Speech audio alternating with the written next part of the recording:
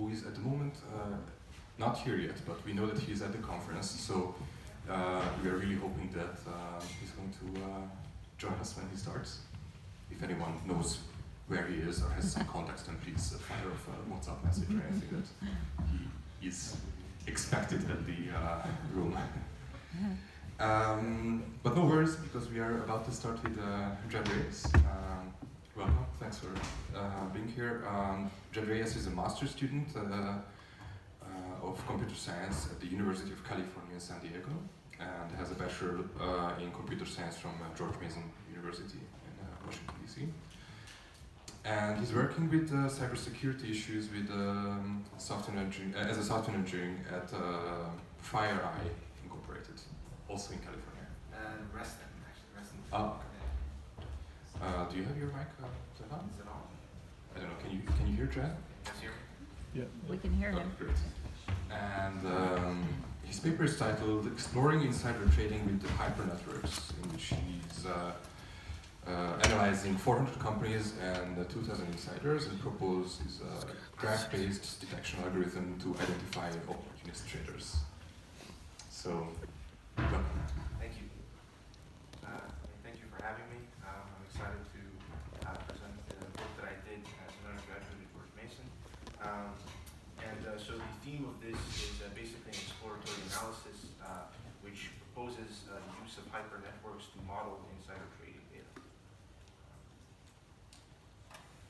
So some of the main points or main contributions of this work is to basically focus on cliques of traders or groups of traders and to argue how basically isolating these patterns within hypernetworks and correlating them with company-related news can allow us to produce sort of meaningful insights on why insiders trade the way they do, and perhaps which trades are suspicious and which are less so.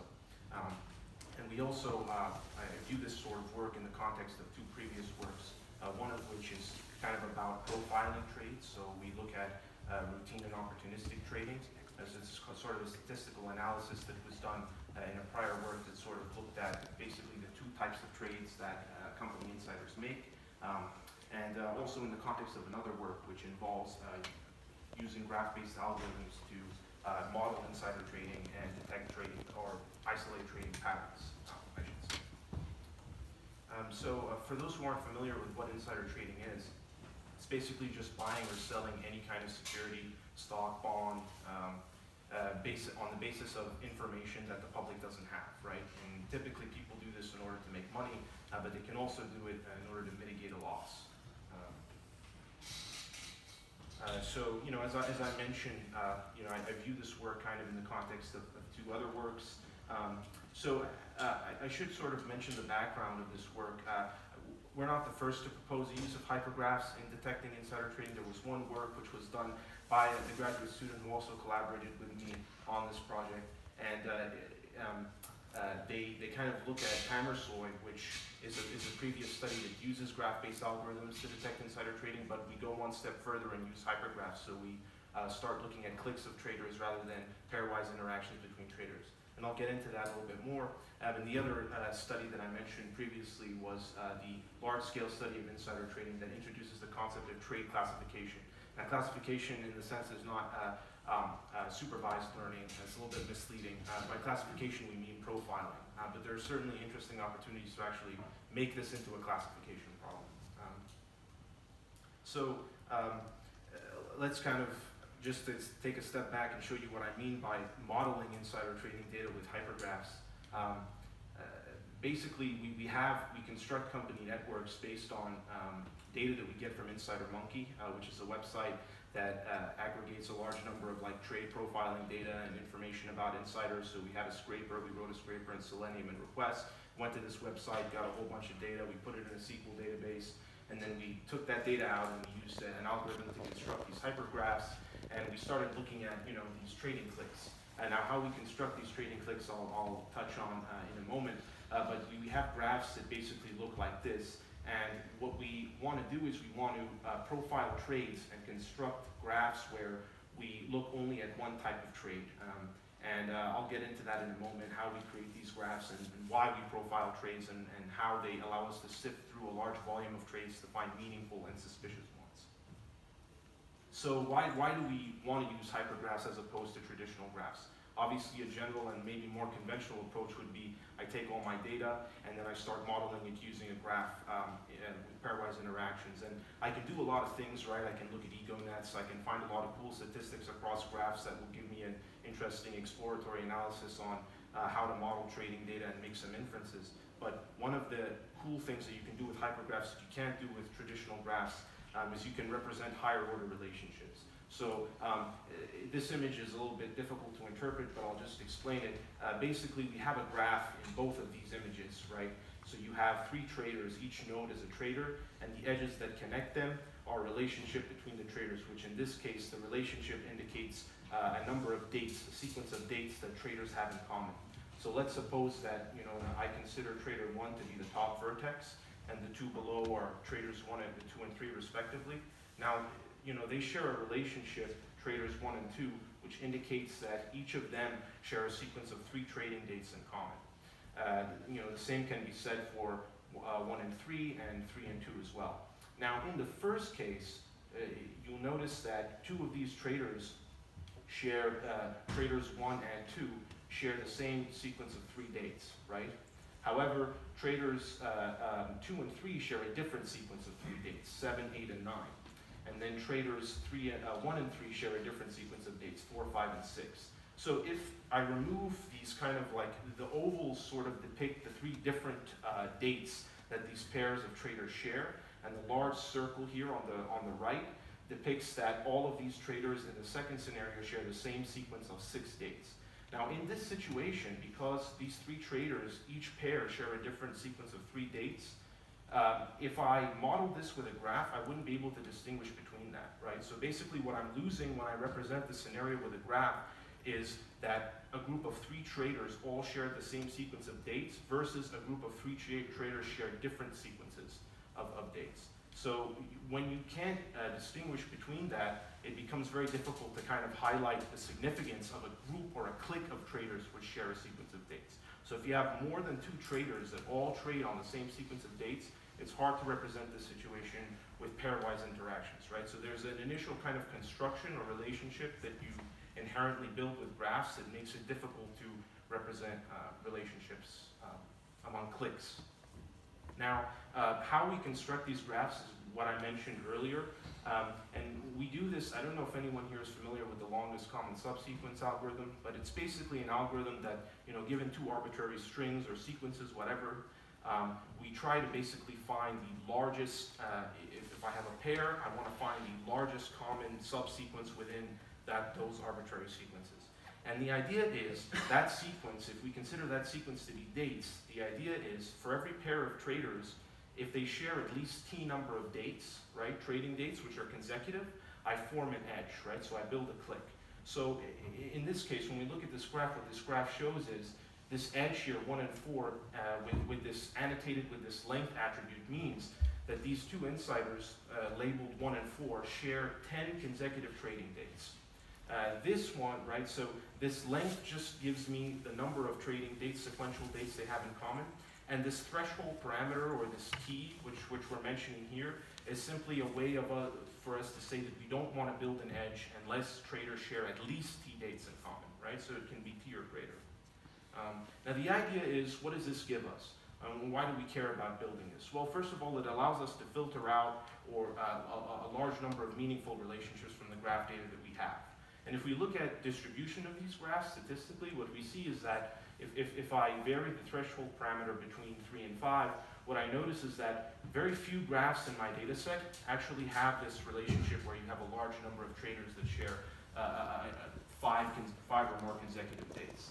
So what this means is that it's a fairly rare interaction or rare occurrence. So a large number of traders all trading at the same time indicates something interesting. And when we go back and we look at company-related news, it gives us an indication of why that trade was made or what was interesting about it. So this is kind of just a way of filtering out a large number of data that we have to find meaningful interactions and patterns.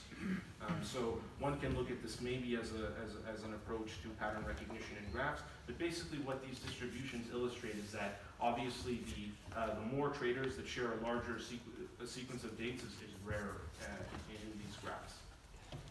So another way of looking at this is that also when I look at it from a company and insider's perspective, there are some companies, some data that we have going back from 2009 to 2017 where certain companies don't even have, when we're looking only at board members and top level insiders, certain companies don't even have this relationship, right? You don't even have certain insiders that are trading in this volume. So it's interesting to look at that.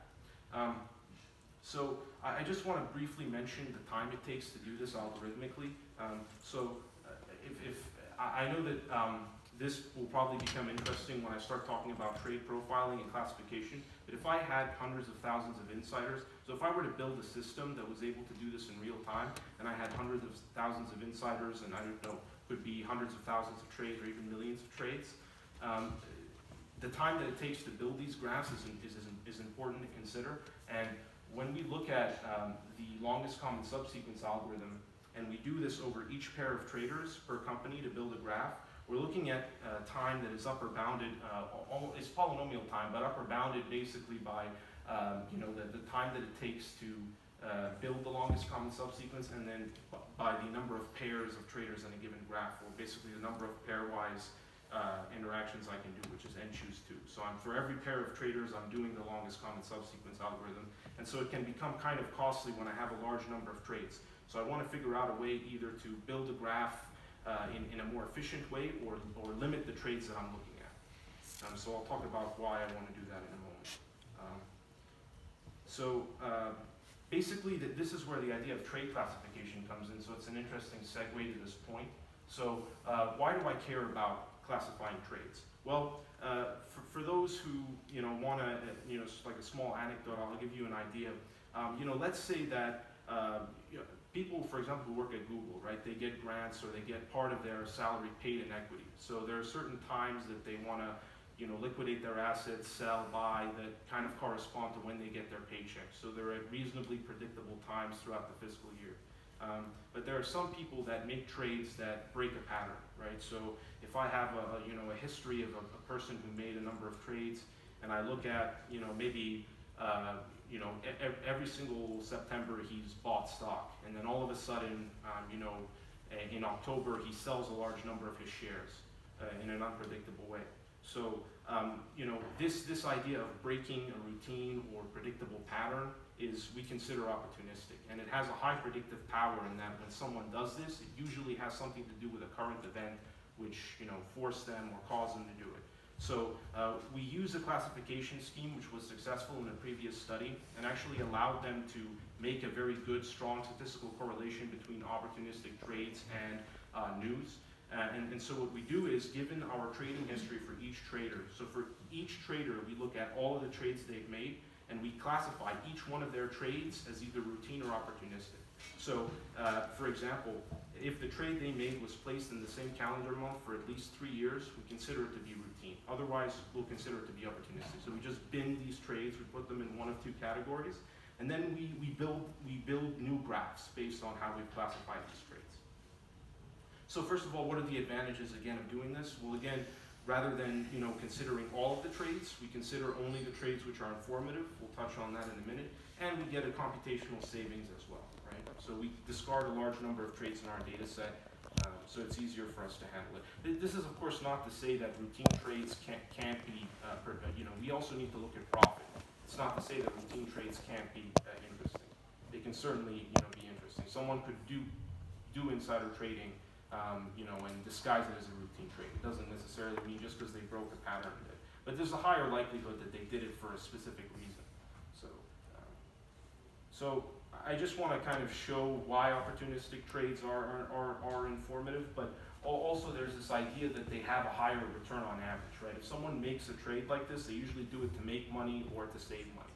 And so what we do is, how we calculate the average return is a sample of companies in the data set. And if you look here in the first column, what you'll see is that I have a number that's less than 1 in each of them, and that means that the profit is normalized. So all of the profit that we look at across all the trades. When we look at the profit that was made by every single trader in that company over all the trades they made, we normalize that profit by the market volume. So it's always going to be less than 1. And obviously, if you're not familiar with what the market volume is, it's basically just the volume of trades that were made over that period of time. So we normalize basically the profit that they made by the number of shares that they traded. Just to give you an idea of what we're showing here in bold, so the average return for routine trades across all trades for that particular company, so every single insider in that company, all the trades they made and all the profit over those trades, averaging all of those out, we see that opportunistic trades comprise a larger, there's a larger profit associated with them.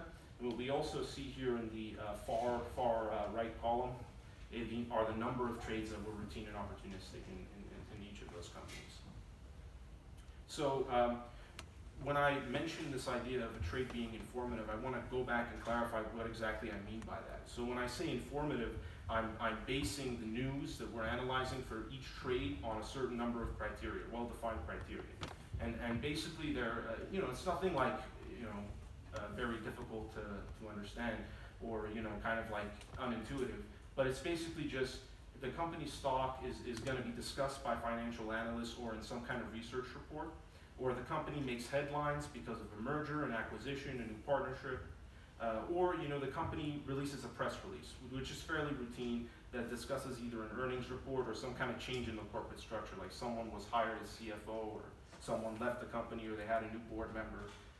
And what's interesting is that of the events that we mentioned, a large number of insider trading cases correspond to these types of events, right? So when people buy and sell stock for reasons around the ones that were previously mentioned, you're building cases, the SEC builds cases based on this type of information that they have.